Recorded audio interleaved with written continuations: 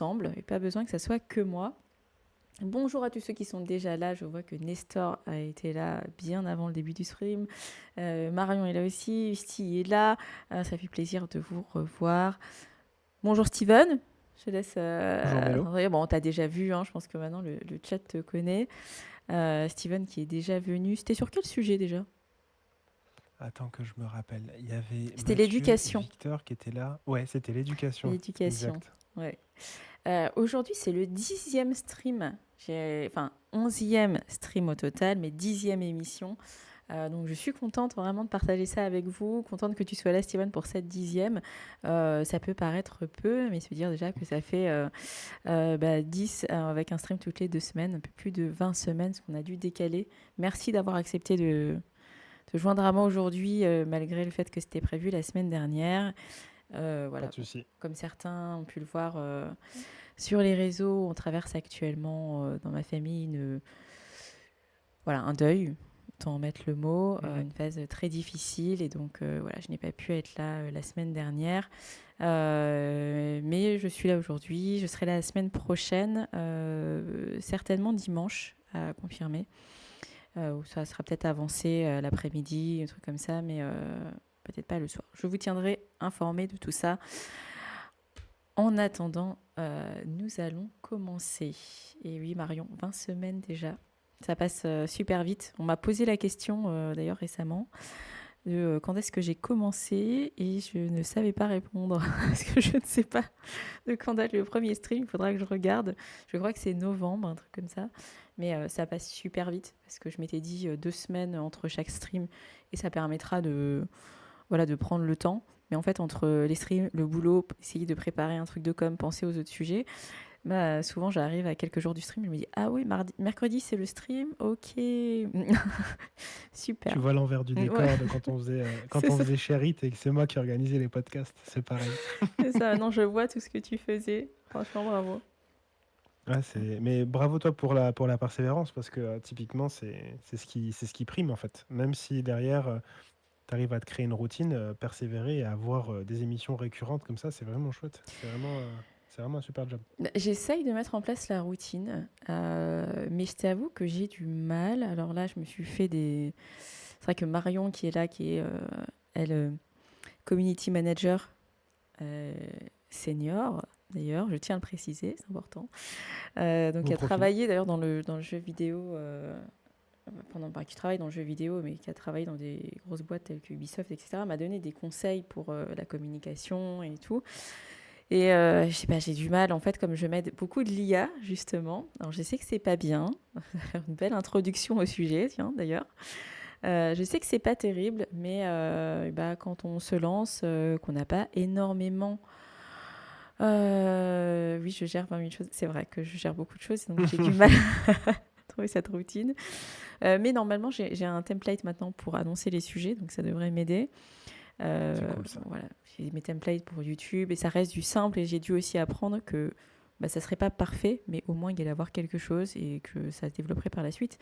Et je disais que j'utilise pas mal l'IA parce que bah, quand tu commences devoir faire des assets, à faire un peu de stream, à faire tout ça, les assets de stream, c'est un pote à moi qui les a fait. Ça m'a coûté 400 €. Ce qui est déjà Pas mal. un budget Beau quand tu billet. te lances, tu vois. Alors, on m'a demandé bien plus pour des assets de stream. Là, on est sur du basique, hein, mais on m'a demandé bien plus quand c'est des gens dont c'est le métier principal de faire ça. Euh, j'ai investi sur les assets parce que c'est quelque chose qui reste, c'est une vraie identité que tu as et Mhm. qui reste. Par contre, bah, après, tout ce qui est faire les assets pour les réseaux sociaux, etc., là, je voulais pas réinvestir un truc de fou. D'autant plus que maintenant, il y a les interviews. Euh, Mhm. bah, les interviews, j'ai un monteur vidéo parce que je voulais pas le faire toute seule. Franchement, c'est trop galère. Donc, j'ai un monteur vidéo qui me fait les shorts, qui regarde les interviews, qui me dit s'il faut couper, pas couper, etc. Donc, pour vous donner un tarif, la première interview, on a fait 3 shorts, il a revu. L'interview, on l'a laissé comme ça a coûté 157,50 € exactement. Voilà, donc c'est un Wow. budget quand il n'y a pas derrière de monétisation Mmh. des concepts, mais voilà, si ça peut aider certaines personnes, etc. Puis c'est le début, c'est aussi normal. En tout cas, merci Marion pour le petit commentaire. On va se lancer, je vais te laisser parler un petit peu parce que je parle beaucoup depuis tout à l'heure. Steven, on parlait d'IA justement. Yep. L'IA, on l'a vu se développer, on l'a vu prendre de plus en plus de place très rapidement. Franchement, j'ai Mmh. l'impression que, enfin, on a l'impression que l'IA est vraiment implémentée partout. On la retrouve même dans maintenant les apps du quotidien, que ce soit la boîte mail, que ce soit du Excel, du PowerPoint. Voilà, toutes les grosses entreprises ont sorti leur IA dans leur logiciel. On a de plus en plus d'IA euh, qui, euh, qui aujourd'hui sortent. On a Claude qui a fait un bond monumental qui était beaucoup utilisé par les Exact. devs et qui maintenant est utilisé par tout le monde. J'arrête pas de voir des vidéos sur Claude. Bon, l'algorithme fait que. Mais Mmh. voilà, l'IA s'est vraiment développée.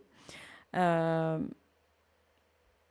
on a cette IA qui est apparue bien évidemment dans le jeu vidéo, parce que forcément c'est un secteur qui s'y prête.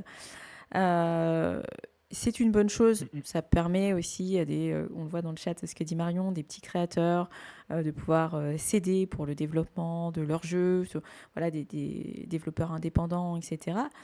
A contrario, et c'est exactement ce que nous mentionne Marion, à contrario, on a vu des grosses boîtes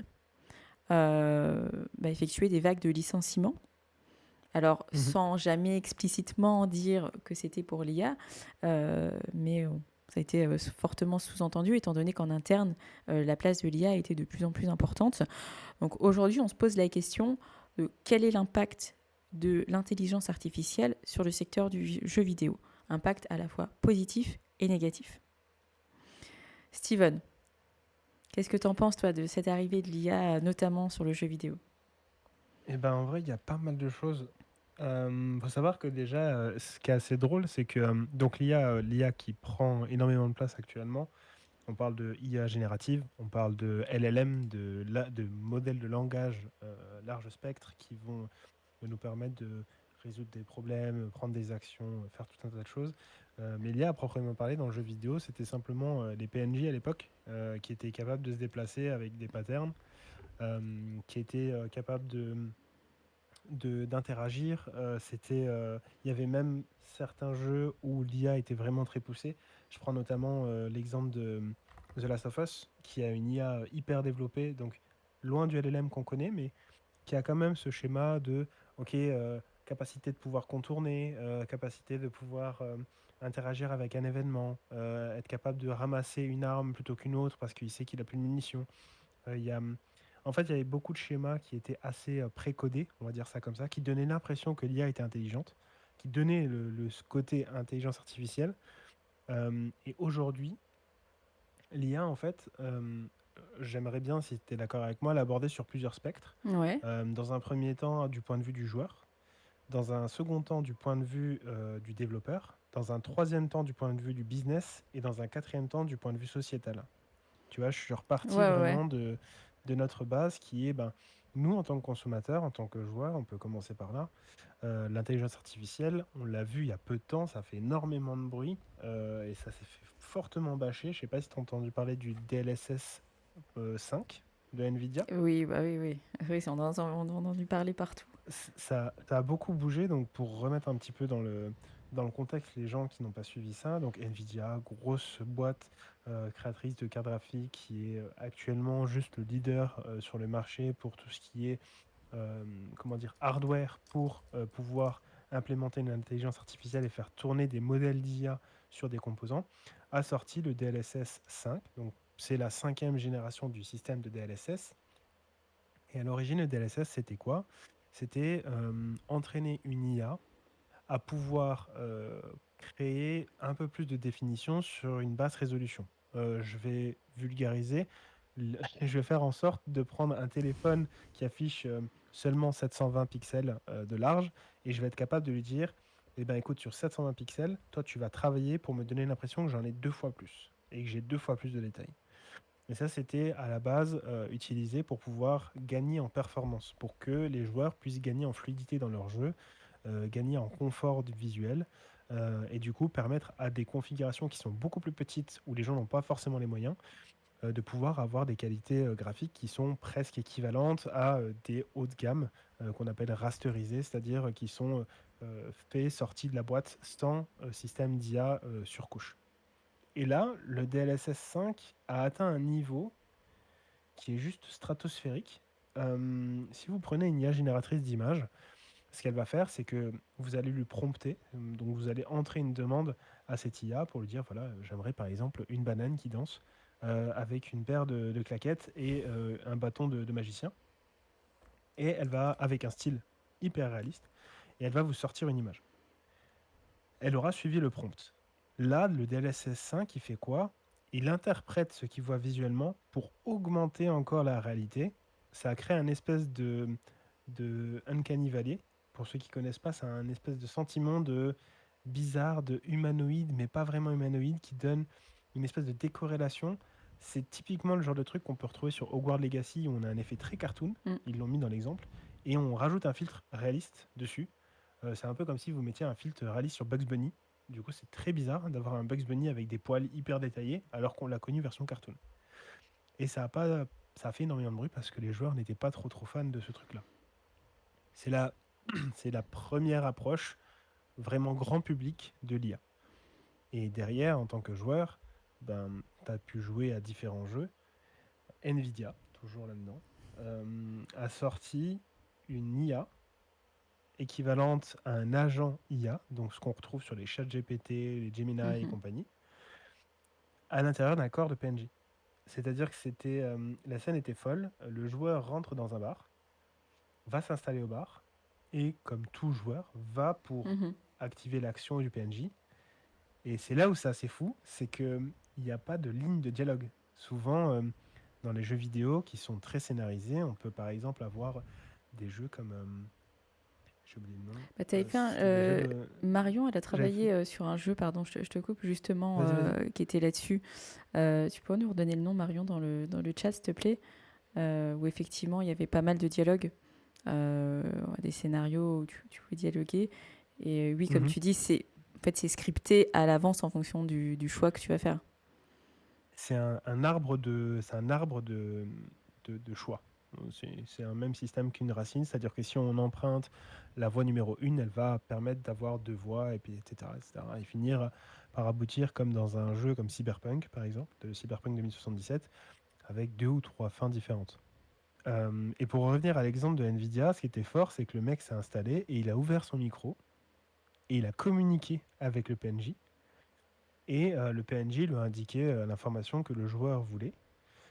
Et puis il est sorti de son rôle et puis il lui a dit mais écoute, t'as pas l'air bien, t'as l'air un peu triste. Et là, le PNJ, du coup, avec ce modèle de langage large spectre, lui a dit oui, j'ai des soucis, ma fille se fait harceler par des jeunes délinquants, je les ai vus, machin, etc. Et du coup, il dit mais comment je peux t'aider? Et là, le PNJ, SideQuest, lui dit eh ben écoute, ils sont dans la ruelle juste derrière le bar. Et du coup, la vidéo se coupe. Mais j'ai trouvé l'exemple assez fou, quoi. Je me suis dit, mais waouh, en tant que joueur, les possibilités de dingue. Bah, tu vois, d'un côté, je me dis, ça va transformer l'expérience du jeu vidéo pour les joueurs. Et d'un autre Mhm, côté, ça me fait peur. Ça me fait peur parce que on a vu avec l'IA des gens qui s'attachaient à une IA, mhm. qui liaient à une relation justement parce que ils se sentaient seuls, une grosse relation. Et là, d'avoir à la fois le côté IA et le côté réaliste du jeu vidéo, j'ai peur. Bon, il y a toujours des extrêmes, il y a toujours des cas particuliers, mais j'ai peur qu'il y ait beaucoup de gens qui s'enferment en fait dans ces univers très Mhm. réalistes. Et je pense que c'est là où, en fait, une IA, enfin, c'est très réducteur de dire d'un système qui est aussi avancé que il est bête et méchant. Mais l'IA, ce qui est bien, c'est qu'on peut la cadrer avec des guidelines. Donc, typiquement, on pourrait, au lieu que les développeurs fonctionnent par système d'arbres de choix, il pourrait plutôt dire à l'IA, écoute, tu ne parleras que de ça, un peu comme dans les jeux de rôle papier, où en gros, le maître de jeu sait que le PNJ, vu qu'il l'interprète, ne va pas pouvoir répondre autre chose que ce qu'il a à dire aux joueurs. Et à lui de cadrer, du coup, de créer ses propres guidelines pour dire, OK, là, je vais recentrer la communication autour de l'objectif ou de la side Mm. quest que je vais proposer à mon joueur. Et aujourd'hui, on le voit. Aujourd'hui, dans les LLM, il y a cette possibilité de leur donner des guidelines en leur disant, voilà, tu ne franchiras pas cette limite-là, tu ne parleras pas de ça, etc., etc. Et on pourrait avoir un système similaire. On pourrait permettre aux développeurs de dire, voilà, tel PNJ doit avoir comme objectif principal de fournir cette quête-là. Il a cette side quest-là, il peut parler de ça, mais ne sortira pas de son rôle. Et du coup, ça permet quand même au modèle de langage d'avoir plus de naturel, plus de flexibilité, avoir moins l'idée que c'est des lignes fixes de texte qui sont répétées par un ordinateur. Et ça rajoute un petit peu plus de, comment dire, de vie dans le jeu, si on Oui, peut c'est dire ça vrai. comme ça. Oui, oui, c'est vrai. Puis on le voit, l'IA s'adapte aussi assez rapidement, hein, quand même en dehors du jeu vidéo. Quand on parle avec une IA, des fois, j'ai un exemple qui était assez fou. C'est une collègue à moi qui a fait, donc elle fait une photo de son œil. Et tu sais, les Mhm. photos de l'iris, justement, qu'on voit un peu Mhm. partout, qui coûtent une fortune. Oui, Elle a demandé à ChatGPT de prendre son œil et celui de sa meilleure amie et de faire une photo des deux. Et, euh, et ouais, donc, il lui a sorti, mais vraiment, tu pouvais penser que c'était fait dans un truc spécifique et c'était vraiment leur œil. C'était même pas, il n'avait pas retravaillé l'image. mhm. Et donc, elle me dit, mais si, enfin, tu peux faire ça. Elle me montre la photo. Elle l'avait fait vraiment quelques jours avant. Et elle m'envoie le prompt. J'essaye.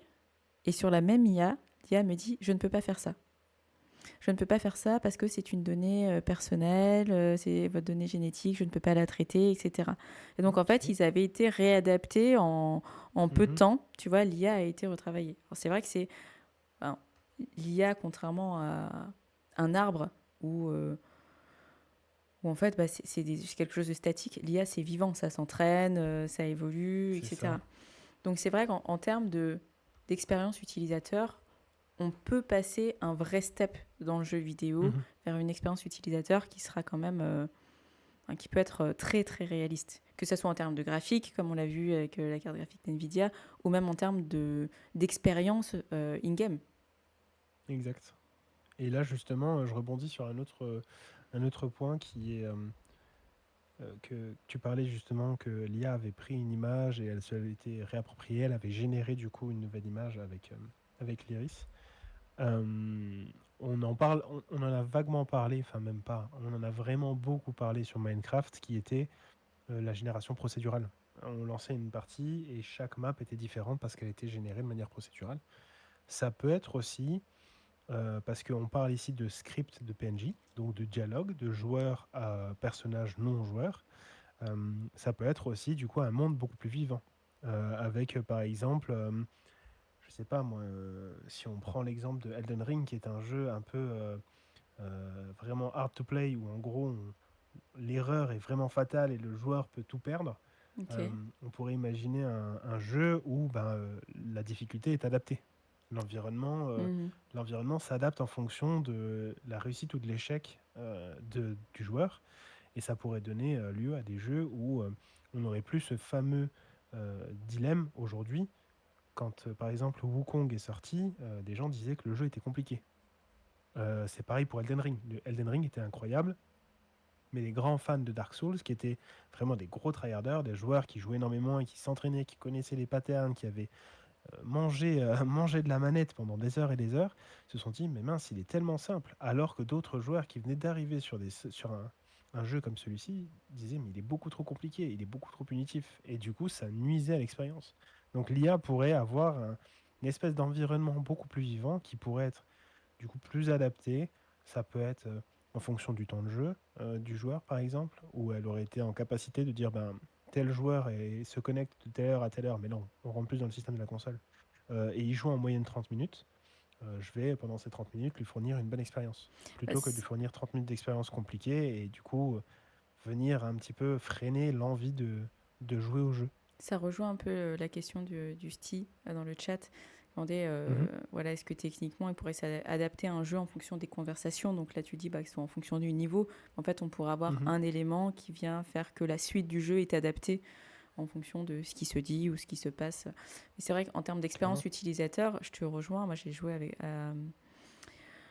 Hogwarts Legacy que tu Mhm, mentionnais et c'était vraiment de temps en temps quoi. Je ne joue à aucun jeu vidéo pendant des heures toutes les semaines et donc c'est vrai il y a une des quêtes que j'arrive pas à passer, et Mhm. bah j'ai bloqué dessus. Et en fait, quand tu bloques dessus, quand tu joues 45 minutes une fois tous les 2 mois, et encore, la dernière fois que j'ai relancé le jeu, c'était début 2025.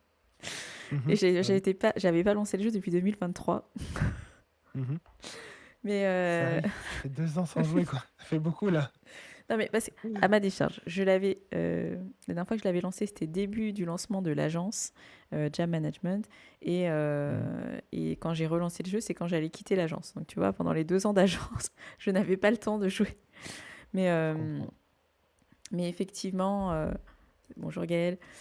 Hello, Gaël. Euh, Effectivement, quand tu joues très peu, t'as pas envie de bloquer pendant 1 heure ou pendant tout ton temps de jeu qui est déjà très restreint sur une seule quête ou que tu vas même pas finir. Et donc la fois suivante, t'as même pas envie d'y retourner parce que tu sais que tu vas repasser 45 minutes dessus.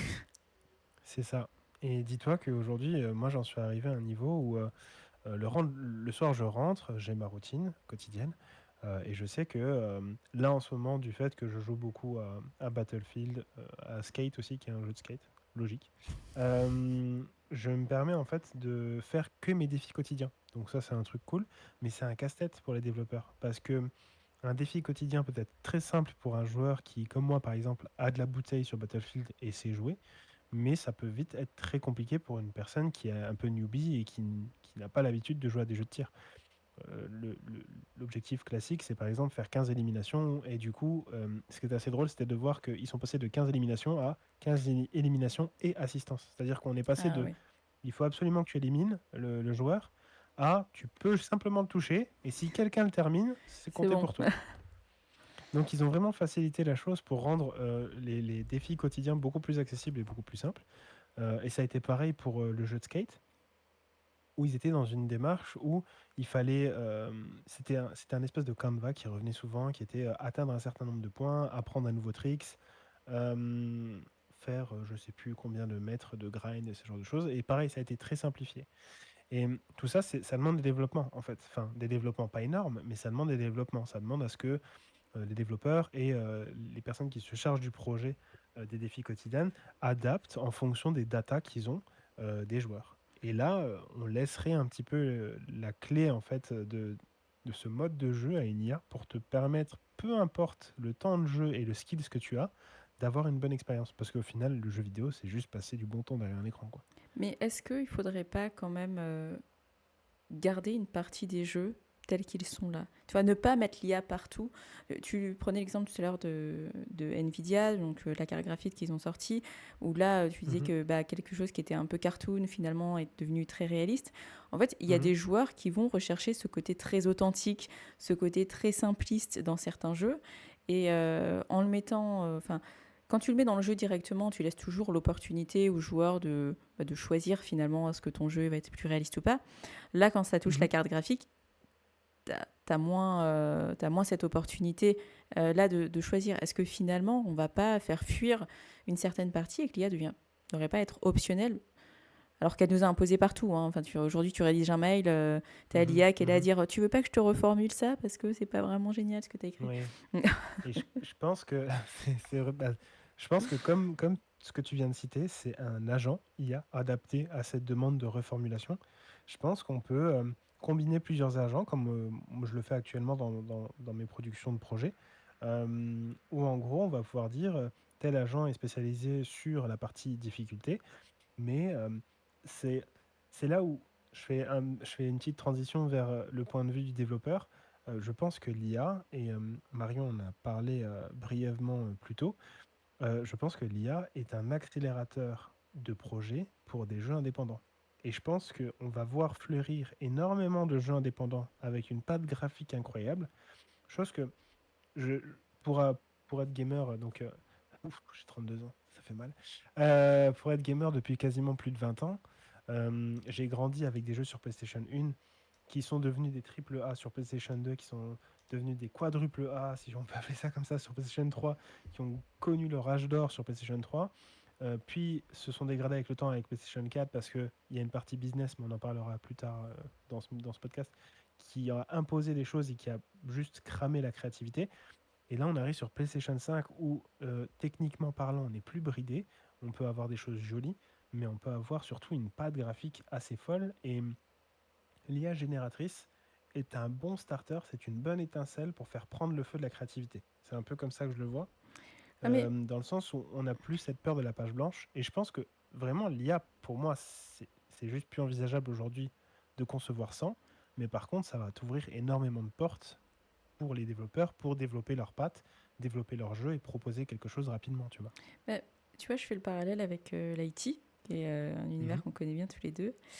J'ai mhm, l'impression que, contrairement à ce qu'on voudrait que l'IA soit davantage utilisée par les petites boîtes, parce que ça peut vraiment les aider à se développer, etc., j'ai l'impression que ce sont les mhm, gros qui l'utilisent vraiment à outrance et qui l'utilisent mhm, justement pour pouvoir se séparer d'une partie des employés, que ça leur coûte moins cher, que ça soit plus efficace.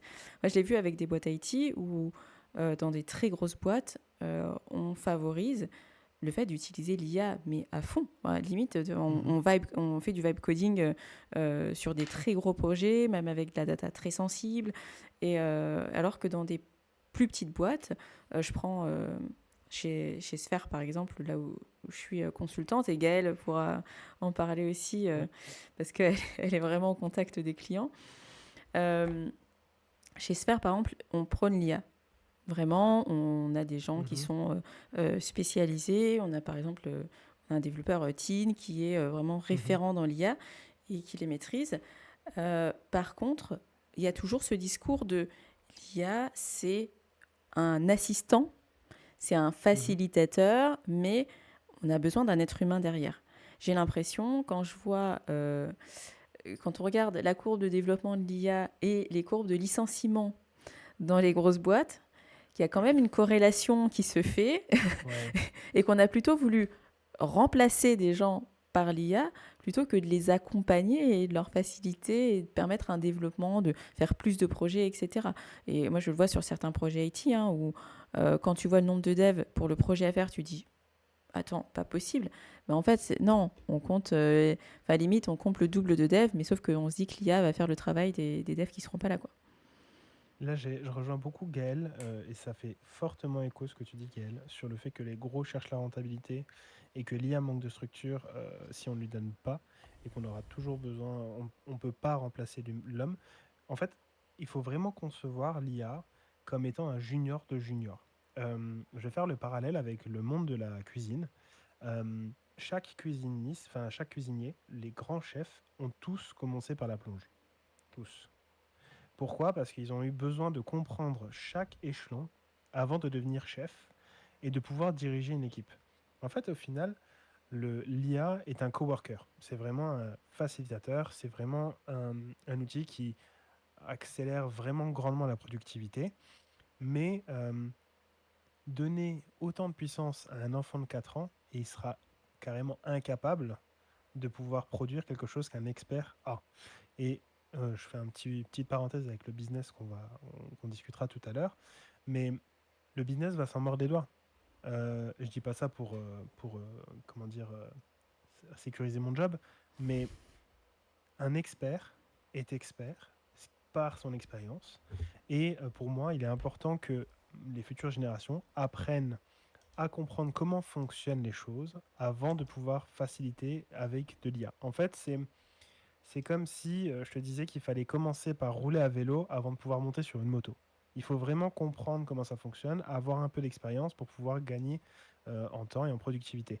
Et typiquement, ces grosses sociétés qui viennent à liquider des postes parce qu'ils se disent qu'ils peuvent remplacer des humains par une IA, ils s'en mordront les doigts. Et euh, anecdote personnelle, il y a des profils qui ont été acquis, qui sont partis, tout simplement, parce qu'ils ne retrouvaient plus l'accord avec la politique de la société, et qui se sont dit, ben, en fait, je voudrais ma boîte de mon côté, et aujourd'hui, la société s'en mord les doigts, parce que ces profils-là, c'est une mine d'or, c'est une pépite. Résultat, on fait quoi? On extériorise le service, ce qui fait qu'on crée une dépendance, alors que ces gars-là étaient chez nous à l'origine. Donc, clairement, l'IA, c'est un facilitateur, mais il faut vraiment le prendre comme étant une aire de jeu qu'il va falloir apprendre à cloisonner via des guidelines, comme on le mentionnait tout à l'heure avec le PNJ. Et clairement, le business devrait prendre en connaissance cela et se dire que mieux vaut avoir une armée d'experts assistés par IA que simplement des IA. Parce que des IA, c'est la cour de récré, c'est la foire à la saucisse, comme j'aime bien dire, où chaque IA va pouvoir faire ce qu'elle veut et n'apporter rien de bon. Elle va juste se baser sur des patterns globaux et génériques et ne rien créer d'authentique. Et c'est là où moi je dis que l'IA vraiment a son point fort énorme dans le jeu vidéo et surtout pour les petits indépendants, c'est que ça juste crame le trou de la page blanche, la page vierge, quoi. Commencer avec quelque chose. En plus de ça, permettre des tests rapidement, tester du gameplay, tester des idées, des hypothèses, des choses qui vont leur permettre derrière de créer quelque chose de beaucoup plus concret. Venir avec des experts assistés par IA. Il y a d'ailleurs des enquêtes, pas des enquêtes, des études qui ont été faites là-dessus, j'en reviens tout à l'heure, assistés par l'IA qui vont permettre de créer quelque chose d'hyper fort, hyper engageant, hyper bien produit, même avec, si on reprend par exemple ton cas des données hyper sensibles, et tout le monde sera gagnant. Les études que je te parle, c'était un exemple qui avait été utilisé, enfin, un exercice qui avait été fait aux États-Unis où en gros on avait euh, trois cas de call center. Le premier était uniquement géré par de l'IA, le deuxième uniquement géré par des humains, et le troisième assisté par IA. Donc en gros, on avait un humain qui était augmenté avec une IA. Et 100% IA a été hyper décevante parce que les gens n'ont pas retrouvé le côté humain et le côté authentique. 100% humain, les gens n'étaient pas satisfaits au complet parce qu'ils n'avaient pas forcément trouvé leur réponse. Assisté par IA, on avait un taux de satisfaction qui était au-delà des 80%, parce qu'à la moindre réponse, en fait, il y avait ce côté authentique de l'humain, et en plus de ça, la connaissance qui était attendue. Donc, je comprends le parallèle, mais pour moi, les sociétés et le business qui va dans le sens de la rentabilité, surtout dans le monde du jeu vidéo, ils se plantent, mais genre à une vitesse grand V, et j'ai juste hâte qu'ils se prennent le mur de plein fouet. Mais, C'est un peu ce qui se passe avec Battlefield 6 là en ce moment d'ailleurs. mais je pense qu'il y a beaucoup d'entreprises, et que ce soit dans l'IA ou autre, hein, mais beaucoup de boîtes qui vont, à un moment donné, rétro-pédaler et qui vont réaliser que l'IA ne travaille pas toute seule. Et c'est vrai que là, Exact. moi récemment, j'ai parlé avec un client et euh, bon, le client utilise l'IA. Il veut absolument Mhm. utiliser l'IA pour faciliter. Ils ont mis une deadline hyper serrée sur un projet parce que l'IA sera là. Et, euh, et je lui pose la question, mais enfin aujourd'hui, tu n'as aucune doc, tu n'as pas de requirement, tu n'as rien. Les calculs que tu fais, comment tu veux que l'IA sache quoi calculer? Mhm. Et il me dit, ah bah avec ce qu'on a là, l'IA va passer dessus. Et puis bon, il y aura des erreurs, c'est sûr, mais l'IA va comprendre. J'ai dit, écoute, tu vas voir. Tu vas voir. Et c'est un projet qui est en train d'être en cours de développement, qui fait sa vie. Mais je suis curieuse de voir le résultat. Je suis curieuse de voir le retard qu'il y aura sur ce projet. Parce que Mhm. du retard, c'est sûr qu'il y en aura. Parce que moi, j'ai beaucoup parlé avec un développeur quand j'ai rejoint Sphere, avec qui j'avais déjà Mhm. travaillé à l'époque Luxembourg. Et, euh, et lui m'a fait toute une présentation, il est à fond sur l'IA. Il m'a fait toute une présentation de ce qu'il faisait en IA. Et il m'a dit ce qui est très très important, c'est de lui apporter du contexte. C'est de prendre le temps Mhm. d'apporter un contexte complet à ton IA. Et c'est Mhm. pour ça que des fois les gens posent des questions à ChatGPT par exemple, Gemini, et ils sont là, me racontent n'importe quoi, ou on le voit qui perd un peu pied, etc. Déjà d'une, c'est pas un être humain. Et de deux, souvent on ne Mhm. sait pas expliquer les choses à une IA. On pense que l'IA Mhm. va tout comprendre, on va lui balancer un truc, on va lui faire un prompt qui ressemble à rien, et elle va comprendre. Eh bien non, l'IA, c'est pas un être humain, c'est une machine, hein, pour caricaturer, et donc c'est de Mhm. l'informatique. Il faut vraiment savoir l'utiliser. Et dans le jeu vidéo, pour revenir au sujet, euh, je pense que oui, certains vont vraiment se prendre un mur parce que Clairement. ils ont trop misé sur l'IA. Clairement. Ils vont. En fait, le problème qu'il y a actuellement pour être investi sur les marchés et du coup suivre l'actualité financière et boursière de quelques sociétés, et surtout notamment dans la tech, euh, je peux dire clairement qu'aujourd'hui, les investisseurs attendent un retour sur investissement qui est juste phénoménal. On n'a jamais vu des marchés aussi hauts, on n'a jamais vu des actions aussi hautes, on n'a jamais vu des variations aussi hautes. C'est juste incroyable. Et la seule chose qui a freiné aujourd'hui les marchés de la tech, c'est ce qui se passe actuellement en Iran et Donald Trump qui fait la pluie et le beau temps dans la bourse. Pour recentrer sur l'IA, euh, le business attend, et là je fais le point de vue business, le business attend que l'IA apporte des rendements plus importants et donc avoir des ROI plus courts pour pouvoir te dire, OK, actuellement, on est en capacité de sortir un projet en l'espace de 2 ans et qu'il soit fini. Un an. Un an. On va prendre un jeu vidéo, développement de 1 an. Battlefield 6, je crois que c'était 1 an ou 2 ans. Et ils se disent, OK, on est en capacité de le faire en 1 an ou 2 ans. Et ils se disent, qu'est-ce qui rapporte le plus? Les ventes. Comment on vend en sortant un nouveau jeu? Qu'est-ce qu'on va faire? On va faire une assistance IA, on va le remplacer, et en 6 mois, tous les 6 mois, on aura un nouveau jeu. Et là, juste le business a pensé bête et méchant chiffres, sauf qu'on parle de personnes qui sont passionnées souvent par le jeu vidéo, des personnes qui ont juste envie de se détendre, des personnes qui, très certainement, n'ont pas 60 ou 70 euros à mettre dans des jeux vidéo, Ouais. ça on peut en discuter pendant des heures et des heures. Et du coup, le business se plante. Juste le business se plante, et aujourd'hui, on est dans un monde où les développeurs sont à la rue parce que le business se plante, alors que le cœur vraiment du réacteur, de l'énergie et l'essence même d'un jeu vidéo, c'est les développeurs, l'équipe de développement, on va dire ça comme ça avec un grand D, qui apporte ce truc-là. Euh, je vais faire le rapport avec, je vais faire le fameux parallèle qu'on a vu et revu en 2025 avec Expédition 33. Euh, les gars sont juste talentueux en fait. Les gars sont juste talentueux, on leur a laissé main libre. Le jeu est sorti à 40 euros, il a fait un raz-de-marée. Il a mis des gifles à des jeux AAA qui ont mis je sais pas combien de millions d'euros de budget à être développés, qui ont flop, qui ont juste flop. Et pourquoi? Parce qu'ils étaient drivés par le business. Parce que le Mm. business voulait rajouter de la microtransaction, voulait rajouter des choses qui rapportaient de l'argent aux investisseurs. Ils voulaient un retour sur investissement instantané. Euh, Ça marche pas comme ça. Juste, ça marche pas comme ça. Et pour moi, je reprends exactement les mots qu'on a dans le, channel, dans le chat, et tout le monde est un peu d'accord avec ça. C'est un assistant. Un assistant qui ne peut pas fonctionner sans humain.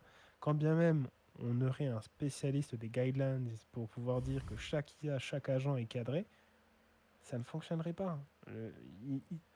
C'est pas des humains. Ils n'ont pas cette sensibilité-là. Ils répondent juste de manière logique, cohérente et parfois même binaire. Et ça colle pas. Ça colle clairement pas avec ce monde de créatifs, avec ce monde d'évasion et ce monde de passionnés, quoi. Mais est-ce que finalement les boîtes sont pas aussi en train de répondre à cette demande de toujours devoir se renouveler, de toujours devoir produire plus, on veut une nouvelle version, on veut un nouveau jeu, on veut... Tu vois, il y a cette espèce de surconsommation qu'on a dans la société un peu à tous les niveaux, avec des boîtes qui sont obligées de constamment se renouveler et y avoir plus. Bon, après, tu en as certaines, hein, comme celle qui produit GTA, qui prend son temps pour sortir le jeu. Et Mais, qui attendent, mon Dieu, qu'est-ce qu'on attend sur GTA? ouais, mais est-ce que, enfin voilà, est-ce qu'on n'est pas dans ce système-là et au final, comme tu le dis, on est dans la consommation. Enfin, les boîtes ont vu rendement, mais est-ce que Mhm. Rockstar Game, voilà, merci vraiment. Rockstar Euh, Game, ouais.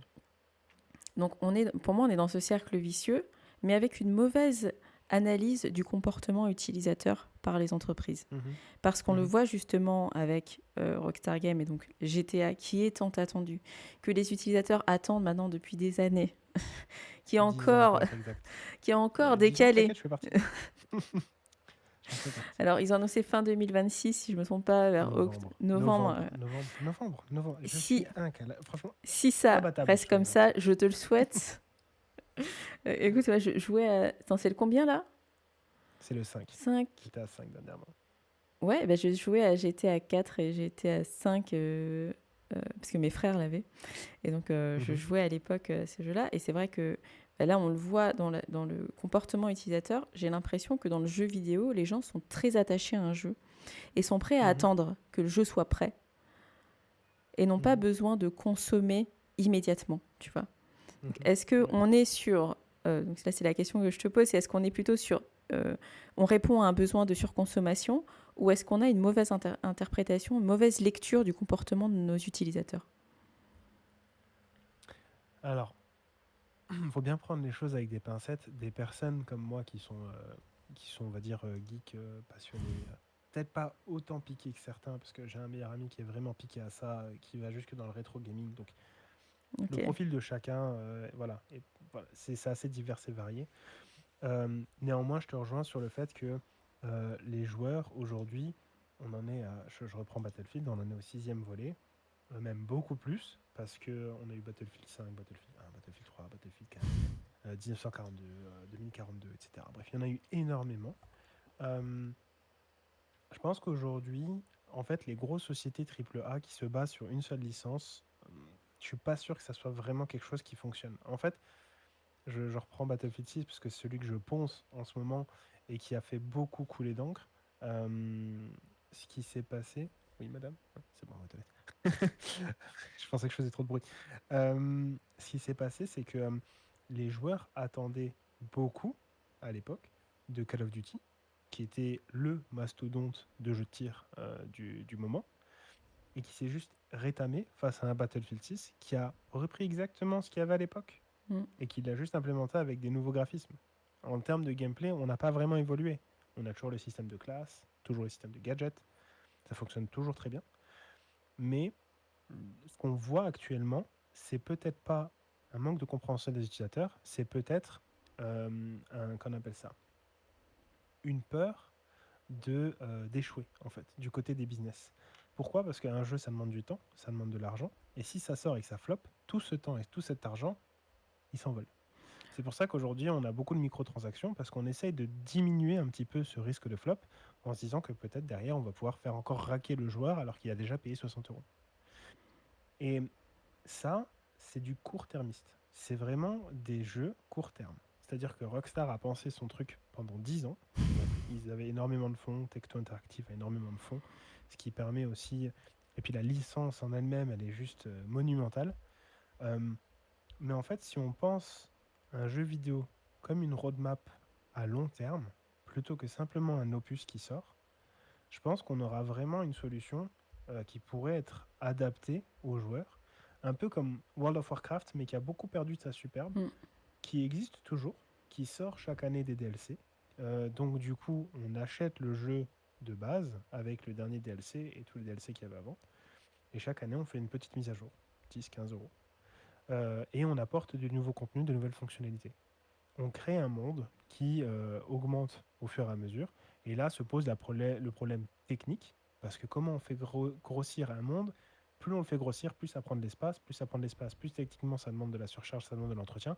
Donc il faut trouver un juste milieu et se dire que ce qui va faire la rétention des joueurs, c'est pas le fait qu'il y ait un nouvel opus qui sort tous les ans. Ce qui va faire la rétention des joueurs, c'est que le jeu aura été pensé pour durer sur 10 ans. Et c'est pour ça que Rockstar, lui, l'a bien compris. GTA V, je crois que ça fait quasiment 10 ans. Il est sorti sur PlayStation 3 et Xbox 360. Il est sorti sur PlayStation 4 et Xbox One. Et il est sorti sur PlayStation 5 et Xbox Series X. Il a fait GTA 5 4 ans. 2013. 17 Ouais, ouais, septembre 2013. il a pas 10 ans, il a 16 ans. 13 ans le truc. 13 ans, c'est énorme. Et aujourd'hui, il tourne encore, il rapporte encore des millions, tout simplement parce que dans le jeu GTA Online, il y a une continuité. L'histoire, tout le monde l'a fait. Tout le monde connaît Trevor, tout le monde connaît Michael, tout le monde connaît ses personnages principaux. Et GTA Online continue de vivre, le monde continue de vivre. Dans GTA Online, il y a Dr. Dre.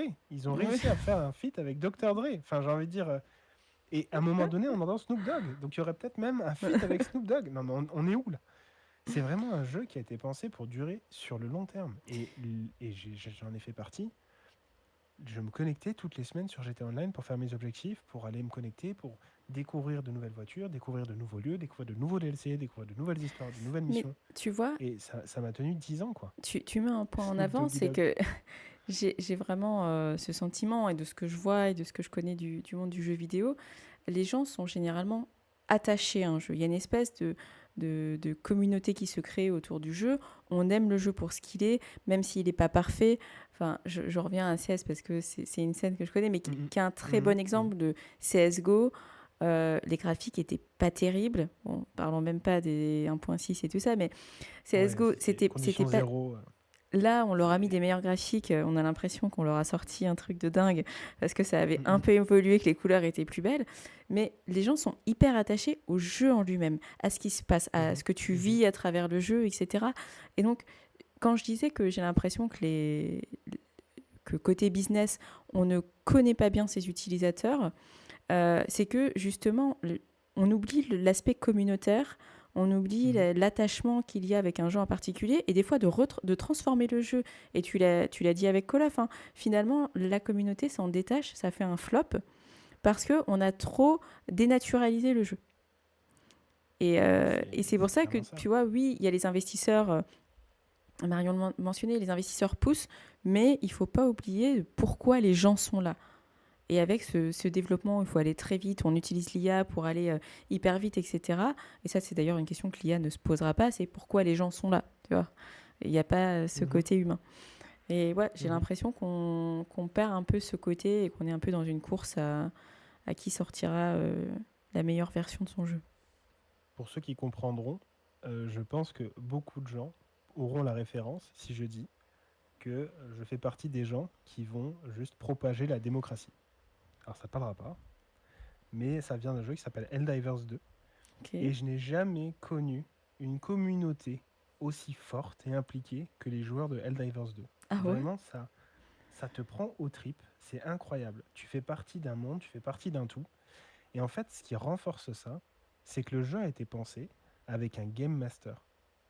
Alors, je te Ok. remets le contexte. Tu es un personnage, tu es envoyé sur une planète pour éradiquer soit des robots, soit des aliens, soit des insectes, avec des objectifs, et ensuite tu remontes dans ton vaisseau. Ça, c'est ta partie. Ce que tu vois aussi, c'est qu'autour de toi, il y a d'autres vaisseaux. C'est d'autres joueurs qui font aussi des missions. On peut être à 4 sur la même map, remplir les objectifs, et puis ensuite remonter dans notre vaisseau. Ok. Ça, c'est le modèle au-dessus. Et ces vaisseaux-là, tous ces joueurs sont répartis sur une galaxie. Galaxie qui est du coup divisée en secteurs pour protéger la super Terre. Ok. Et le Game Master, c'est un mec, je sais plus comment il s'appelle d'ailleurs, ils lui ont donné un nom. Il va faire en sorte que les PNJ pop à des endroits un peu stratégiques, et il a une vision de la stratégie de ces PNJ, et les joueurs doivent la contrer. C'est allé tellement loin qu'à un moment donné, dans une des stratégies des PNJ, il était question d'aller se poser sur une base et créer, je crois, une industrie de robots, voilà, pour pouvoir, entre guillemets, permettre d'attaquer la super Terre plus facilement. Et les joueurs avaient le choix entre soit se battre tous ensemble contre cette invasion, cette incursion et cette création de l'usine, ou aller sur un autre secteur où d'autres PNJ qui, du coup, n'allaient pas attaquer la super Terre tout de suite, mais qui allaient attaquer une école et des enfants. Et les joueurs ont décidé d'un commun accord d'aller sauver les enfants, et c'est devenu un jour férié dans Helldivers 2. Mais non. Ah, il y a carrément des C'est jours fériés. et du coup, et pendant ces jours-là, je crois qu'il y avait des Oh packages, là là. enfin, vraiment, et là, tu vois leur community manager sur X, il est ultra impliqué. Il envoie de la propagande Helldivers, de répandre la démocratie. C'est incroyable. C'est juste fabuleux. Et ça, pour moi, c'est un jeu. Rien que d'en parler, j'ai la chair de poule, j'ai envie de dire jouer là. Mais c'est un jeu vraiment en termes de communauté, de communication et en termes d'implication du joueur, il est très basique. Tu peux avoir deux éléments sur toi ou quatre éléments, je sais plus, qui te permettent de faire popper des bombes, faire des frags, enfin bref, c'est juste du waouh. En plus de ça, c'est juste ultra spectaculaire quand tu joues. Et les gens sont ultra impliqués et on y joue encore. Donnez-lui sa dose d'amour. Ouais. Mais clairement, Ah mais je le clairement, laisse Marion parce que tu vois c'est j'ai senti incroyable. que là, il était en manque, hein, je ne veux pas le Ah perturber.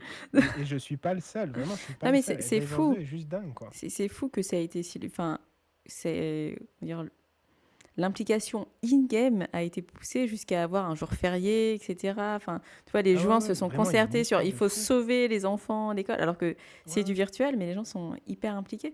Et tu as mentionné tout ce qui est communication. C'est un vrai Mhm. sujet avec l'IA, la communication, tout ce qui est créatif. Enfin, tu le sais bien avec ton métier d'UX. C'est UX UI ou t'es que UX? Je suis UX UI, UX UI, UX UI UX UI designer. designer. Et Marion, bah, justement, qui est community manager, euh, c'est une vraie course à la communication. Maintenant, il faut communiquer, voilà, il faut être présent sur les réseaux. T'en parlais, tu disais que le community manager de ce jeu-là, il était hyper présent. Il y Ah a ouais, ça ultra qui, impliqué. voilà, il faut être hyper impliqué. Donc, moi, je l'ai mentionné au départ, la communication, ça coûte hyper cher. Mhm. Créer des designs, etc. Les idées, quelqu'un qui va poster pour toi, machin, ça coûte une fortune. Aujourd'hui, par exemple, un, un short, allez, ça va coûter entre 20 et 50 euros le short. Tu vois. Mhm. Alors quand tu dois en sortir, par exemple sur TikTok, où on te conseille de poster 3 à 4, allez, on va dire 3 shorts par jour, déjà à 150 euros de juste au plus haut, 150 balles, et tout ça, une petite vidéo sur YouTube, allez, tu peux la payer entre 150, 200, voire plus 400 euros la vidéo, ça te fait quand même voilà, ça te fait quand même pas mal d'argent à débourser juste pour de la Mhm. communication, quelqu'un qui va passer du temps à chercher des idées, etc. Donc Mhm. l'IA, j'ai l'impression qu'elle est utilisée un peu partout. Mhm. Comme on l'a dit, c'était bien en aide, mais est-ce que c'est une nécessité l'utilisation de l'IA aujourd'hui, notamment, comme tu l'as dit, pour les petits créateurs de jeux vidéo? En vrai, je pense que ça permettrait de faciliter peut-être. En fait, c'est aussi simple que ça. C'est si ton cœur de métier, c'est la création, c'est le développement, c'est ce genre de choses. Oui, je suis complètement d'accord que tu ne vas pas investir parce que tu n'as pas encore les moyens dans un community manager. Tu vas juste essayer de trouver une rustine et si ça marche, si ça explose, alors t'auras du business. En fait, l'IA, elle peut t'aider, si tu veux, à déléguer certaines tâches. Mais bon, faut pas se leurrer. Tu sais très bien que c'est juste une rustine. Tu sais très bien que si tu vas investir dans une personne qui, elle, est assistée par IA, là, tu vas gagner vraiment en termes de capacité et en termes de vue et en termes de production. Tu vas clairement stand up, enfin level up, je veux dire. Donc, Mhm. clairement, je pense que ça peut servir au début, quand tu es petit, surtout les petites sociétés, les petits jeux indépendants, etc. Se dire, ok, ben, on n'a pas, on a un très bon scénariste, par exemple, on a des très bons développeurs, mais on n'a pas de communication. Ben ouais, il faut que quelqu'un s'y colle. Donc du coup, comment on va faire? Et bon, on prend quelqu'un et puis on essaie de lui donner ce qu'il peut et il va faire avec ce qu'il peut. Ça se trouve, il va même peut-être monter en compétence, ça va devenir le community manager plus tard. Mais il faut vraiment prendre l'IA comme étant un coworker. Et en plus de ça, même plus que ça, c'est vraiment un assistant dans l'apprentissage. Tu peux très bien déléguer cette charge-là parce que tu n'en as pas les moyens, tu n'en as pas la priorité, parce que ta priorité, c'est développer ton jeu. Et la partie communication vient par la suite. Je sais plus, je crois que c'est... attends, il y a un jeu qui est sorti. Ils ont fait, bah justement, je crois que c'est Helldivers 2, où il n'y a eu aucune communication. C'est-à-dire que la communication est arrivée le mercredi, le jeu sortait vendredi. Ils ont annoncé, voilà, Helldivers 2, deux, trois graphismes, machin, etc. C'est sorti le vendredi, ça a explosé. Juste, ça a explosé, parce que les gens s'attendaient pas à ça. Il n'y a pas eu de teaser comme, ben, on reprend le cas de GTA, où il y a un teaser qui est sorti il y a un an, et les gens se le matent en boucle. Et moi, j'ai encore le générique dans la voiture tous les matins. Mais vraiment, c'est. Tu vois, je pense que la partie IA, elle peut t'aider dans une première approche. Mais clairement, avoir un humain avec une IA, c'est juste game changer. Mais est-ce Tu qu'on peux peut... pas te passer de l'humain. les grosses boîtes, on leur tape souvent dessus parce que justement, ils ont une grosse utilisation de l'IA. On l'a vu même avec des youtubeurs, tu vois, pour voir ça au sens large et pas que sur les créateurs de jeux Mhm. vidéo. Au sens large, même des gros youtubeurs qui utilisaient l'IA pour des visuels ou alors qui travaillaient avec des graphistes qui utilisaient beaucoup l'IA. Ils se font taper dessus parce qu'ils utilisent l'IA. Mhm. Est-ce qu'aujourd'hui, on peut Mhm. vraiment en vouloir aux grosses boîtes de vouloir réduire leurs coûts et d'être encore plus profitable qu'elles ne le sont déjà pour certaines avec l'utilisation de l'IA. Enfin, est-ce qu'on n'aurait pas, nous aussi, cette même réflexion de se dire, je peux faire presque tout, ouais, on va dire tout aussi bien, mais pour moins cher, est-ce qu'on ne le ferait pas? Coca-Cola. Mhm. T'as vu ce que Coca-Cola avait fait? Non. Coca-Cola a généré une pub avec de l'IA. Est-ce que tu trouves que Coca-Cola est en manque d'argent? Non, non, non. Est-ce que du coup Coca-Cola a eu tort d'employer l'IA et pas un humain pour pouvoir produire sa pub? Mais combien lui a coûté avec l'IA? Pas grand-chose. Et Et tu le vois, problème, c'est toujours cette histoire de rentabilité. À quel moment tu peux te dire, ben merde, et cette année j'ai fait seulement 6 millions de bénéfices en chiffre d'affaires. Putain, merde, c'est pas grand-chose quand ouais, mais même. Non, tu on en peux pas revient te dire ça, potentiellement tu à vois? la pression de... Enfin, on est dans une société capitaliste et je me fais l'avocat du diable en posant ces questions-là, hein, parce que je Je suis pense que trop dans tous preneur. les cas, il faut... Je Non, suis non, trop mais preneur. il faut... pour moi, il faut... je dis toujours, quand je parle de l'IA, c'est simple. Souvent, les gens disent, ouais, mais jusqu'où ça va aller? On va tous perdre nos emplois, etc. Sauf que je pars toujours du principe que dans la société, il faut des gens qui consomment, donc qui soient en capacité de consommer. Si aujourd'hui, tu remplaces tous ces emplois qui peuvent être remplacés par l'IA par, par des IA, justement, les gens ne pourront plus consommer. Donc les IA vont produire des choses qui ne seront pas consommées par des êtres humains et donc les sociétés vont s'écrouler. Mais pour Mhm. refaire l'avocat du diable, à mes heures perdues, effectivement, Marion, Oui, je vois ça, Mario. euh, tu es une société qui fait du profit, Mhm, donc tu es contente.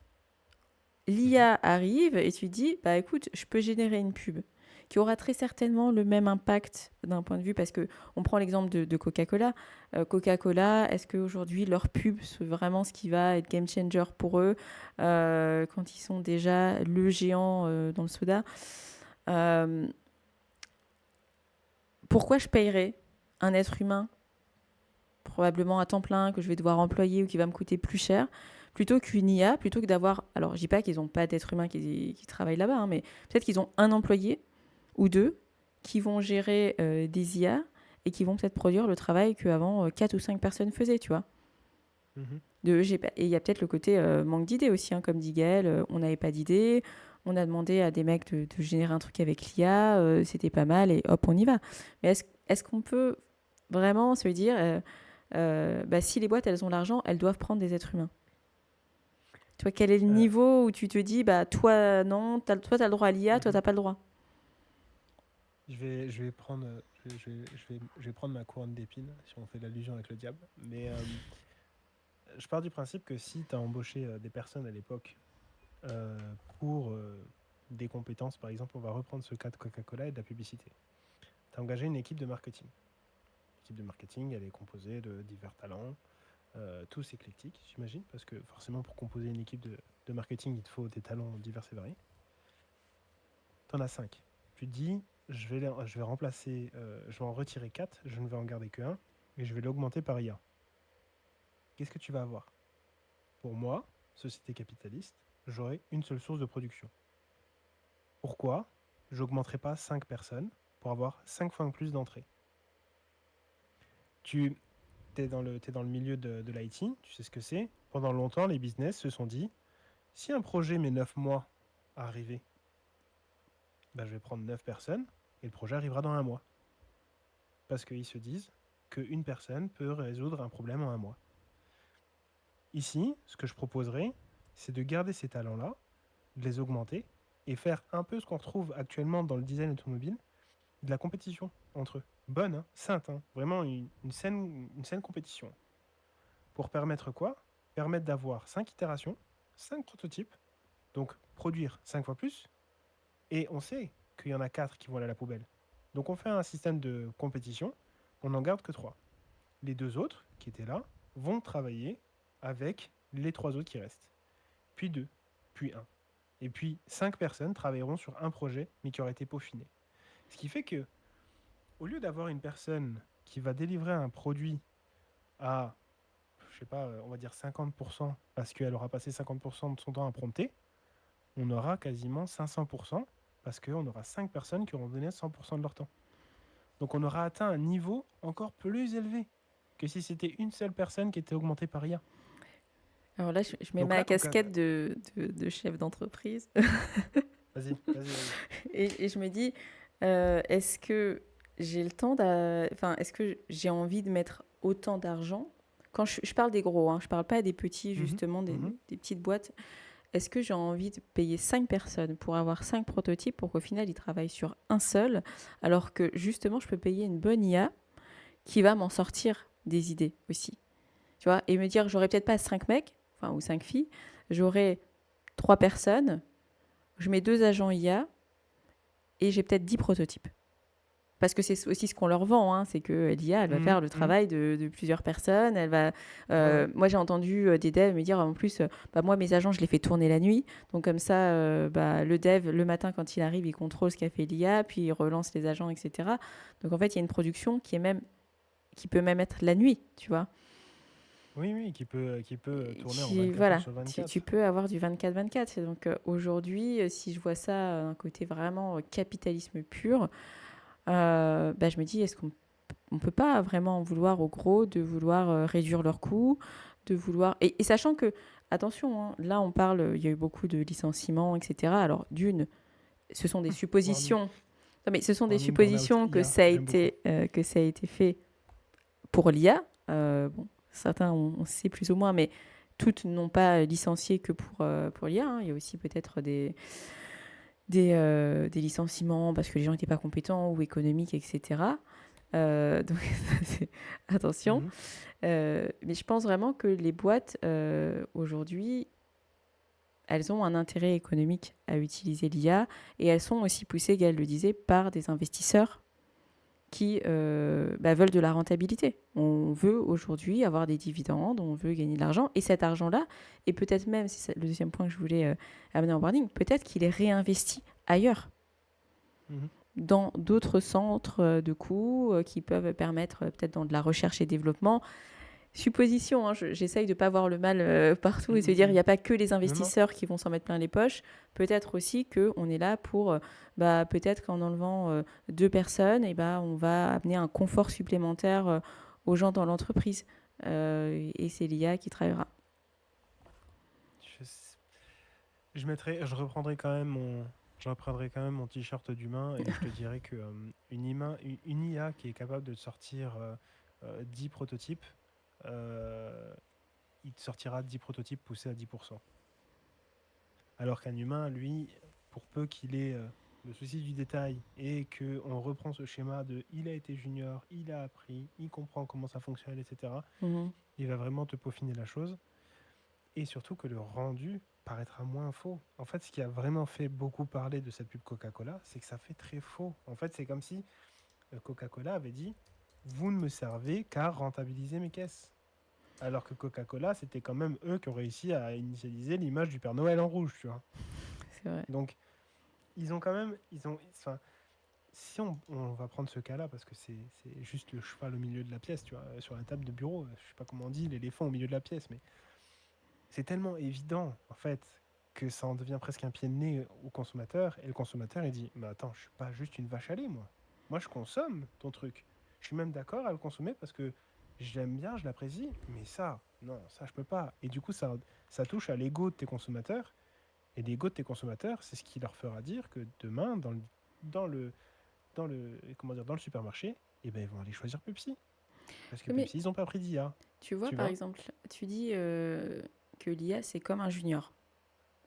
Mhm, Mais l'IA, on l'a dit tout à l'heure, ça s'entraîne. Ça mhm, évolue, ça apprend. On a même des IA qui apprennent toutes seules en fonction des conversations qu'elles ont, etc. Elles se forment. mhm. Du coup, l'IA, si tu la prends tel un junior et que tu la formes, tel que tu formerais un junior, elle deviendra senior. Elle va s'améliorer. Et quand tu regardes, par exemple, il y avait une vidéo de... je crois que c'était... on sorti une vidéo de Brad Pitt et Tom Cruise en train de se battre sur le toit d'un bâtiment. Deux acteurs, Mhm, je crois qu'il y a Tom Cruise, je suis pas sûre pour Brad Pitt, mais en tout cas deux acteurs hyper connus qui se tapent dessus. La scène est mhm, hyper réaliste. Vraiment, mhm, c'est... T'as pas l'impression que... Bah, tu sais que c'est fait avec l'IA parce qu'ils n'ont jamais joué ensemble dans ce film qui mhm. n'existe pas, Mais c'est vraiment très discret. Donc, on arrivera à un moment donné à des pubs qui ne seront pas tels que Coca-Cola, et je pense que l'effet IA, ils l'ont volontairement laissé parce qu'ils ont les moyens de payer des IA qui pourraient être assez invisibles. Donc, tu pourrais former cette IA pour qu'elle devienne senior. Alors dans ce cas-là, je te dirais que si une IA est capable de te dire fais-moi une banane qui danse des claquettes et qu'elle est capable d'exactement imager et générer ce que j'ai en tête en un prompt aussi court que ça, je tire mon chapeau, moi je vis dans une grotte. Ah, mais Vraiment, je dis pas tu es qu'elle obligé. devra pas être accompagnée d'un développeur. J'ai juste, ou d'un Oui. community manager, de quelqu'un. J'ai Mhm, juste que ça peut réduire le besoin d'effectifs. Qu'avant, quand tu es, mhm, par exemple, à 3 personnes à brainstormer pendant 3 jours sur la prochaine pub, et encore j'ai 3 jours, mais allez, pendant un mois sur la prochaine pub pour Coca-Cola, bah, peut-être que là, tu vas déjà passer discussion avec l'IA, chacun de son côté, et tu n'auras pas 10 personnes autour de la table, tu n'en auras que 5. mhm. Et il On y a un avance point, dans un monde qui nous assiste de plus en plus. c'est vrai. Ouais. Bah, c'est là, c'est déjà justement là où je me dis, ok, bah alors imaginons, on part dans l'idée que dans ce cas-là, on peut remplacer 5 personnes par une personne augmentée par IA parce que l'IA est atteint un niveau de maturité. Encore, c'est pareil, on pourra toujours discuter du niveau de maturité d'une IA parce que on a toujours cette quête du Graal, cette quête du mieux, tu vois. Et je pense que même si on se dit, ok, on réduit les effectifs, ça veut dire quoi? Ça veut dire que on ouvre la possibilité à des personnes qui étaient moins compétentes d'avoir le même niveau qu'un senior, ce qui veut dire qu'on va augmenter la compétitivité. Et pour moi, c'est juste un plus. Pour moi, je vois pas. Les gens qui perdent leur taf pourraient potentiellement en trouver un autre dans lequel ils seront du coup la personne augmentée par IA, où ils pourront proposer. Et du coup, qui va en bénéficier de toute cette compétitivité? Pour moi, c'est le consommateur. Mm. Donc dans ton monde capitaliste augmenté par IA, on aura plein de petites entreprises. Plein de petites entreprises compétitives les unes des autres. Et, euh, et du coup, oui, alors on ne verra plus les différences peut-être avec l'IA. J'ose espérer qu'on continuera de les voir parce que sinon ça veut dire que, comme le dit Esti, il faudra encadrer Mm. parce que comme Oui, le système de totalement. délocalisation, il faudra structurer. De toute façon, l'Europe est un peu dans ce truc-là, hein. Euh, si on parle un petit peu, on monte d'un cran, on parle plus business, mais on parle société, on parle un peu monde. Euh, L'Europe aujourd'hui est la seule à vouloir légiférer sur l'IA, tandis que les États-Unis et la Chine font la guerre à celui qui aura la plus grosse. Aujourd'hui, on a quand même l'Europe qui nous dit nos données, elles doivent être chez nous et pas stockées sur OpenAI ou Claude d'Anthropic, qui eux ont leur serveur aux États-Unis, qui en plus de ça ont le droit de regarder nos données, parce que du coup, il y a une loi là-bas qui dit que à n'importe quel moment, les fédéraux peuvent dire j'ai besoin de savoir telle information pour une personne qui est sur un autre continent. Donc, clairement, il faudra légiférer là-dessus, il faudra l'encadrer. Euh, Côté business, effectivement, ça risque de réduire les effectifs, mais pour moi, je pense que ça va juste augmenter le nombre de compétiteurs, en fait, parce qu'une personne, je ne sais pas si tu as vu une des dernières vidéos de Micode, mais en fait, ils ont intégré un junior qui ne savait pas du tout coder avec un certain langage de programmation que Micode demandait, et au final, il s'est retrouvé un peu dans le ben merde, comment je fais? J'arrive pas à débugger, je comprends pas. Ah, ça, Et on on, l'a. aura, on aura.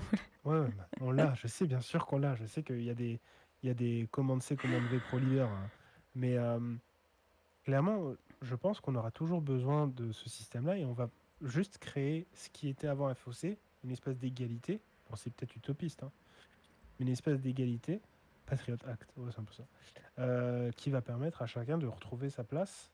Ou bien, alors dans ce cas-là, on ne mentionne que quelques personnes pour générer de l'IA et on fait un système de revenu universel. Mais alors là, c'est autre chose, quoi. Là, c'est de la politique et moi, je m'engage pas là-dedans, j'ai pas assez de connaissances. Gaëlle mentionne un point qui est par rapport à ton exemple de la banane.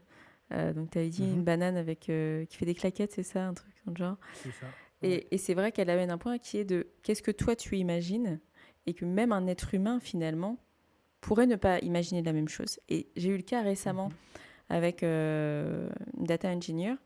Je fais un ticket, mais qui me paraît, moi, hyper simple.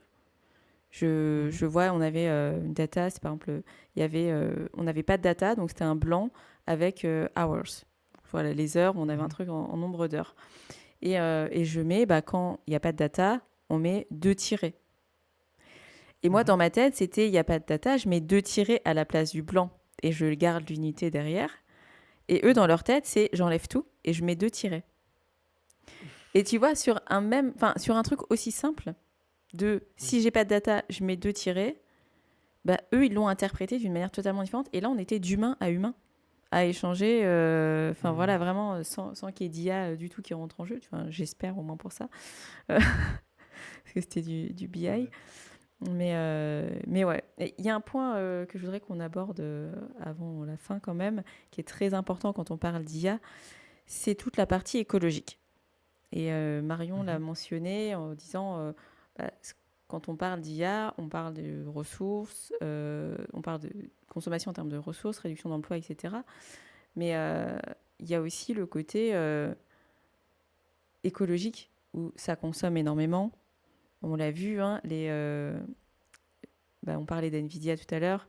Mhm. Il y avait eu à l'époque, après Covid, c'était un peu out of stock partout. Les cartes graphiques, c'était difficile, ça coûtait une fortune d'en avoir. Et puis maintenant, bah, c'est difficile d'en avoir, non pas parce que il y a eu Covid et que c'était difficile d'avoir des composants, mais parce que les IA les utilisent en masse et donc maintenant, c'est plus Mhm. utilisé pour la même chose.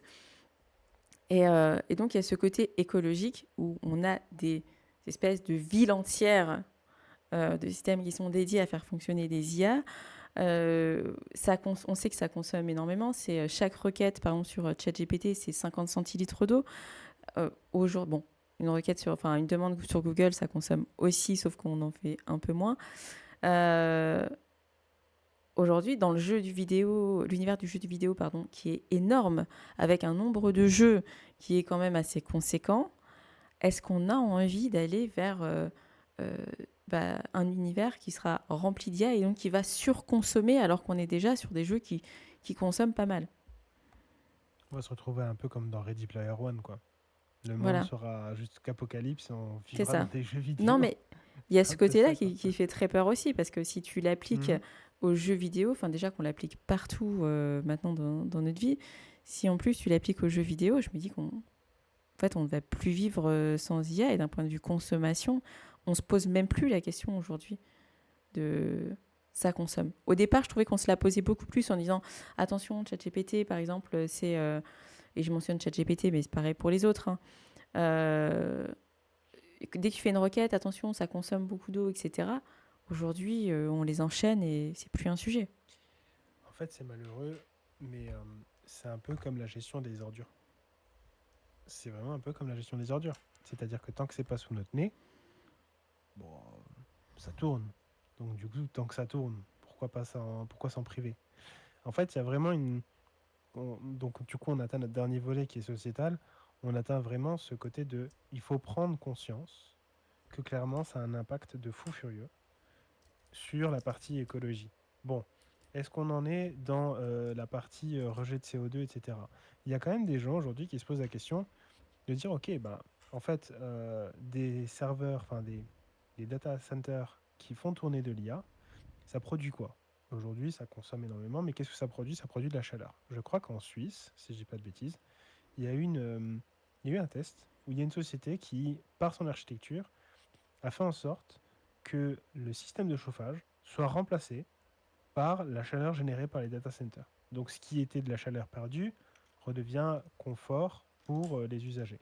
Ça résout en rien notre problème de consommation d'eau, de consommation d'électricité, voilà, ça consomme rien tout ça. Néanmoins, il y a des alternatives qui essayent d'émerger, mais le problème, c'est que l'innovation de l'IA est tellement avancée, elle va tellement loin, elle a tellement des années-lumière d'avance que pour pouvoir, entre guillemets, revenir un peu en arrière et dire, OK, attention, on en consomme beaucoup, on fait ci, on fait ça, qu'est-ce qu'on peut mettre en place pour pouvoir, comment dire, minimiser son impact écologique? On est en retard, on est beaucoup trop en retard. Et donc là, actuellement, ce qui se passe, c'est qu'on essaie de trouver des rustines, mais ça ne fonctionne pas. Ce qui, je fais un peu le parallèle avec le monde de l'automobile. Pendant des années, genre on a connu, enfin moi j'ai connu j'ai pas connu, mais j'ai adoré la belle époque des années muscle car avec des gros V8 5 litres 7 qui consommaient énormément. Aujourd'hui on a des 1 litre 5 qui consomment beaucoup moins, qui polluent beaucoup moins aussi. Bon, après il y a la passion, mais ça c'est autre chose. Mais on a vu Et du coup, on s'est dit, OK, là, le 5 litres 8, enfin le 5 litres 7 V8, il consomme beaucoup trop, il rejette beaucoup trop de CO2, il n'a pas du tout un bon rendement. Et en plus de ça, ça a un impact écologique. Donc on va adapter. Donc ils ont adapté au fur et à mesure pour qu'on arrive jusqu'aujourd'hui avec des voitures 100% électriques et hybrides. Ce qui en soi est une rustine encore, je te l'avoue. Je rebondis Mais juste sur ce aujourd'hui, que... Pardon, je te coupe juste, mais je vas-y, rebondis vas-y. sur ce que dit Usty. Effectivement, je recherchais ce que tu disais sur les data centers pour l'énergie. Et data center, c'est pas uniquement, attention pour l'IA, hein, Oui. vraiment utilisé, mais pour d'autres choses. Notamment, voilà, je reprenais un article qui parlait de la Finlande, où la Finlande utilise les data centers justement pour chauffer la population, donc sur les réseaux de chauffage de la société. Et j'utilise un data center qui permet enfin, qui gère tout ce qui est appel vidéo, GPS, etc. Donc, qui ne gère pas que de l'IA. On en parle. J'ai Mhm. l'impression qu'il y a aussi des sujets dont on parle beaucoup plus euh, parce que l'IA est arrivée, mais qui en fait, tu vois, sont un problème qu'on avait déjà avant. Je voudrais Mhm. chercher là, tiens, la consommation Là, je d'eau. vois Esti qui parle de data center refroidi par la mer. Ouais. Euh, L'idée, alors, est bonne, parce qu'on refroidit, mais l'idée est mauvaise parce qu'on réchauffe l'eau, en fait. C'est juste un échange. Et du coup, on se retrouve à, en fait, détruire une partie de l'écosystème marin. Donc, c'est toujours un qu'est-ce que je donne, qu'est-ce que je prends.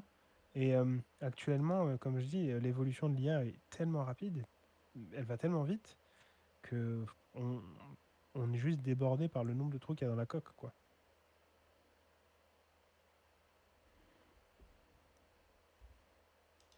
Ah, il y a Gaël qui s'en va. Bonne soirée, Gaël. Ça rigole. Je remonte un petit peu dans le feed. Non, non, Ah, c'est j'en Marion qui est profite. partie. Je crois Ah, que Gaëlle est toujours là, c'est pardon. Marion qui nous a quittés.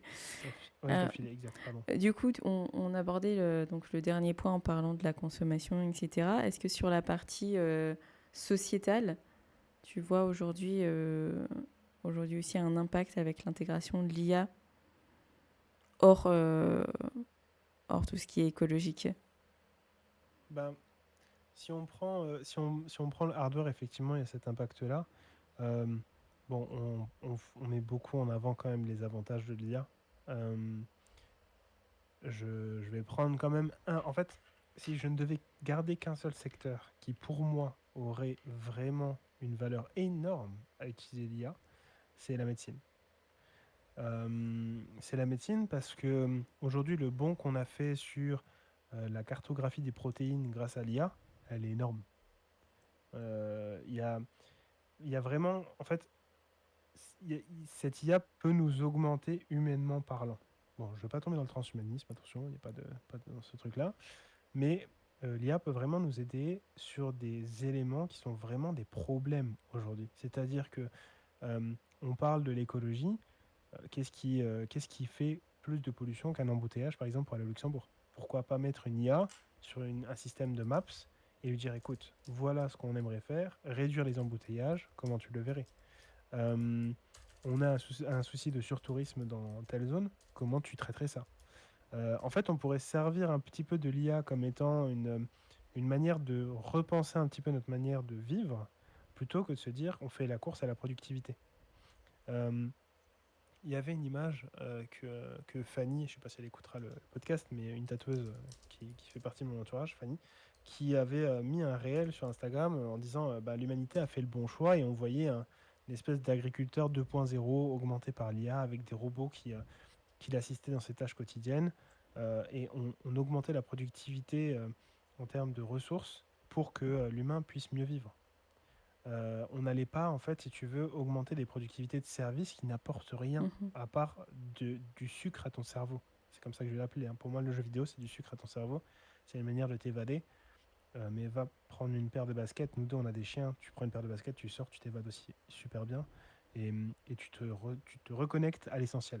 Et je pense que l'IA, en termes sociétal, on dévie un petit peu du sujet du jeu vidéo, mais je pense qu'elle devrait être aussi utilisée pour se reconnecter à l'essentiel, se faciliter certaines choses et arrêter de vouloir constamment produire et fournir en fait une espèce de sucre raffiné de divertissement comme ça pour les gens et venir dire ok ben dans la médecine on a des problèmes sur la recherche pour le cancer, sur la recherche pour... bon, en vrai, le cancer, ça me parle beaucoup, parce que dans mon entourage, j'ai eu des anecdotes là-dessus, mais clairement, c'est des trucs qui auraient pu changer la face du monde, quoi.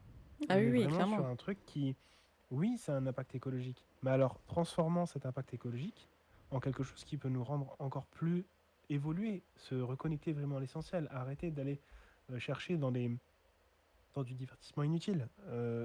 Et pour moi, c'est vraiment ce genre de truc sur lequel on devrait mettre un point.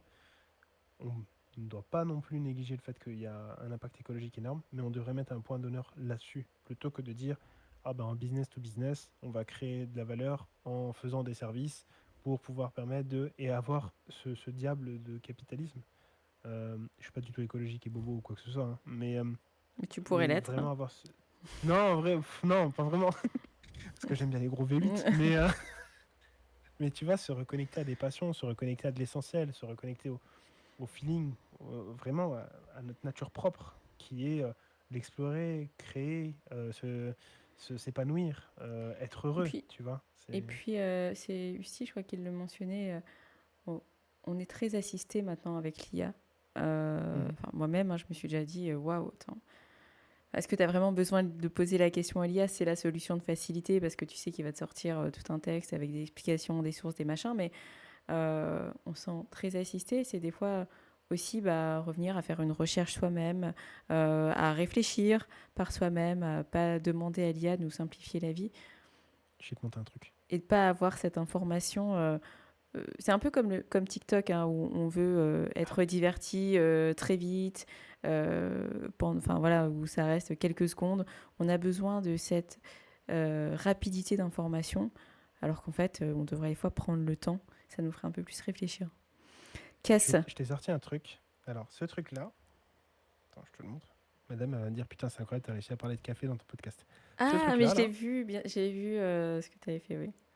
voilà. Ce truc-là, c'est une machine à café espresso. Il n'y a pas d'électricité.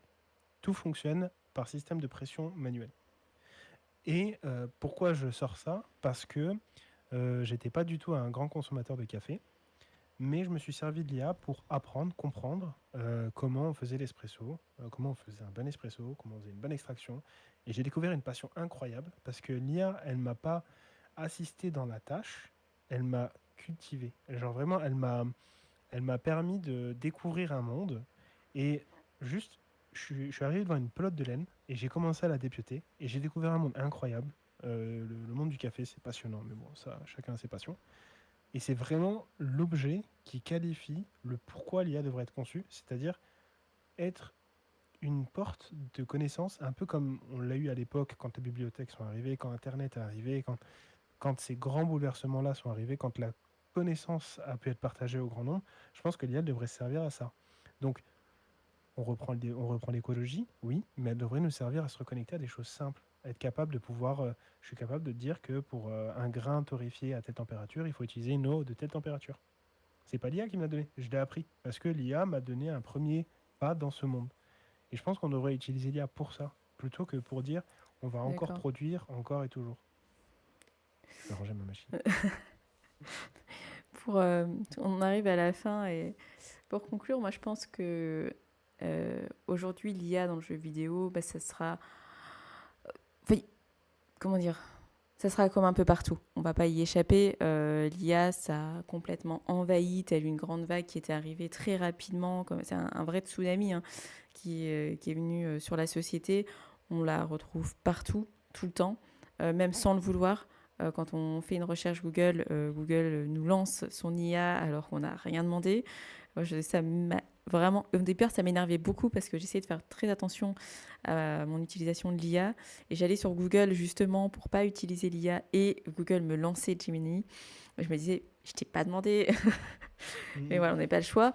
Et par contre, je pense que, enfin voilà, dans le jeu vidéo, il va falloir que les créateurs de jeux vidéo notamment fassent très attention à quand l'utiliser, pourquoi l'utiliser, et qu'on n'entre pas dans un monde dans des univers qui soient générés que par IA, qui soient retransformés, garder vraiment le côté authentique des jeux vidéo, car bien comprendre ce que l'utilisateur va rechercher. Et même si je me faisais l'avocat du diable tout à L'avocat du l'heure, diable. Je pense qu'il faut toujours prioriser le fait de garder des êtres humains. On veut que la société, elle tourne. Si la société, elle doit tourner, euh, Marion qui est partie tout à l'heure, Marion, elle cherchait du coup un emploi. Sa boîte a voilà, eu des problèmes économiques l'année dernière. Ils sont un nombre incalculable sur le marché de gens qui, dans la communication, parce que Covid, expansion du jeu vidéo, on recrute énormément de monde. C'est la course à la communication, à celui qui va faire le plus de bruit sur les réseaux, qui va plus se faire voir. Et donc, on recrute plein de gens dans la com. Et puis, Mhm. on va licencier.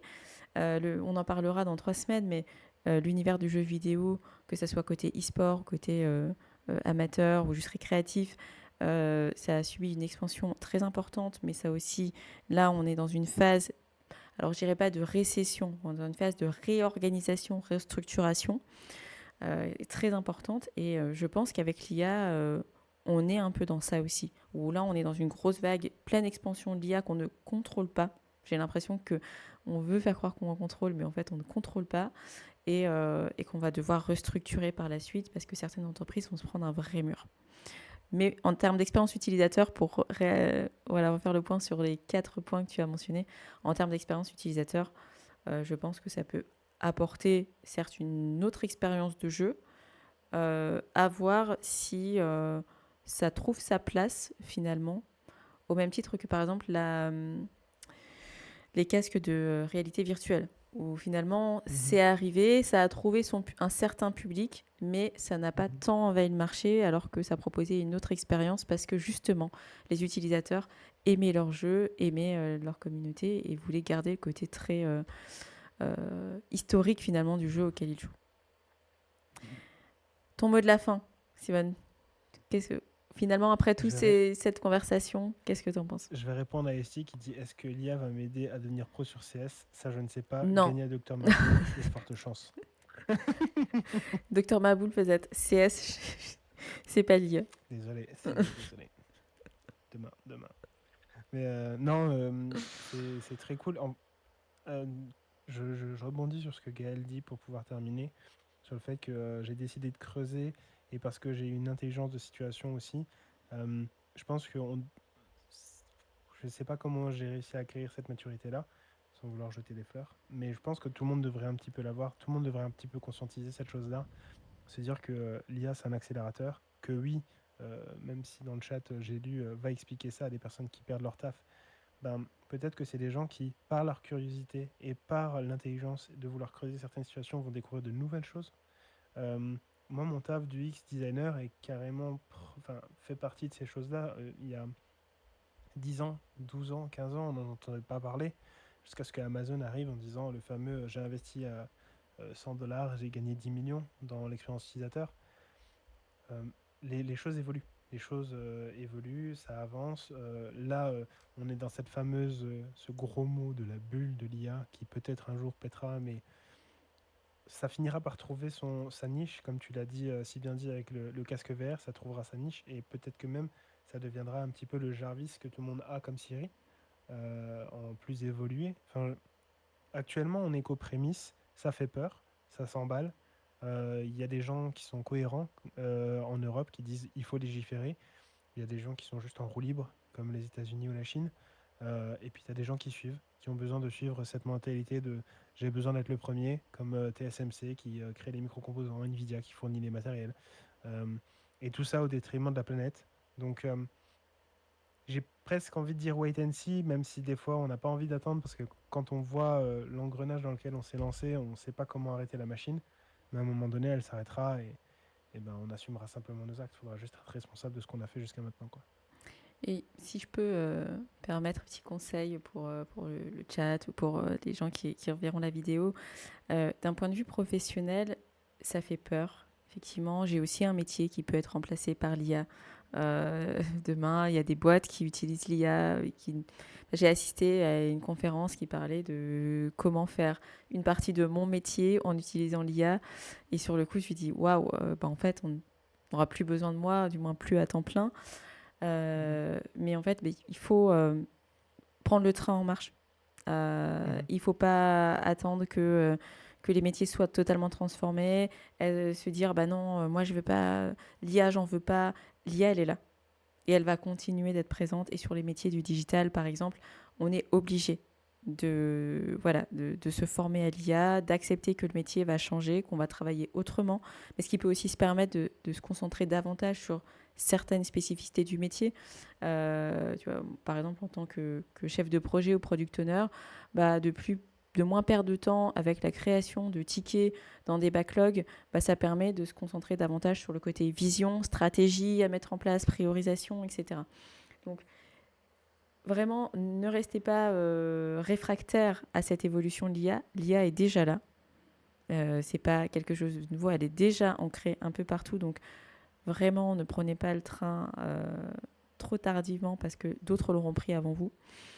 Et d'un point de vue perso, je sais que c'est difficile à entendre quand on voit certains pays qui surconsomment, etc. Mais comme tu l'as dit, Steven, si un jour on fait péter la machine, voilà, on n'aura plus qu'à assumer nos actes.